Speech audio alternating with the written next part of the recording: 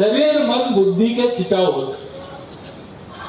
शरीर को इंद्रियों का सुख चाहिए, मन को भावना का सुख चाहिए और बुद्धि को बुद्धिजीवी सुख चाहिए। और ये तीनों एक साथ प्राप्त हो, इसका रास्ता नहीं है कोई। क्योंकि जिस दर्पण को हम देखते हैं भौतिकवाद के, उसमें ये सब अलग अलग दिखाई देता है। फिर मैं सुखी हूं, बाकी दुनिया दुखी है तो भी मैं दुखी हो जाता हूं। मेरा विकास हो गया लेकिन मेरा पर्यावरण खराब हो गया तो भी मैं दुख में पड़ता हूं। ये तीनों एक साथ कैसे प्राप्त हो, तीनों की उन्नति, तीनों का विकास, इसका कोई रास्ता मेरे पास नहीं, क्योंकि मेरा दर्पण है भौतिकवाद।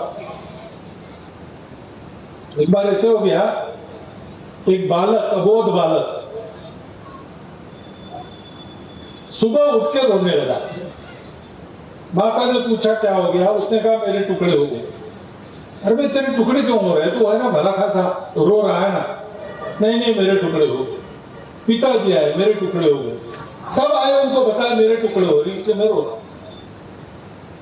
डॉक्टर को बुलाया, डॉक्टर ने पूछा, फिर डॉक्टर ने कहा कि ये इसको पूछो पहले सुबह से क्या क्या किया।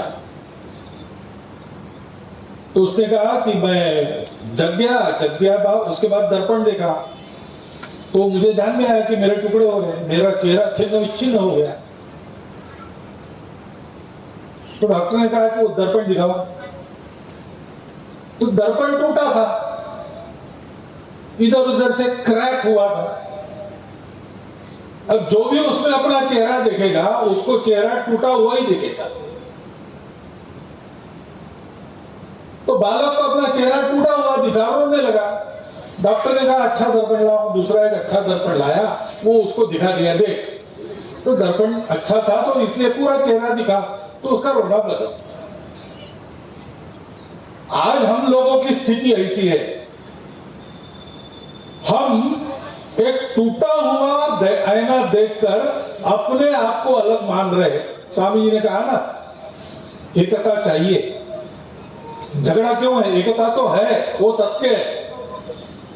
वही हम चाहे जितना अपने आप को किसी भाषा का, किसी संप्रदाय का, किसी बात का कहे, लेकिन सत्य बात यह है कि हम सब लोग एक है, हम सब लोग हिंदू हैं।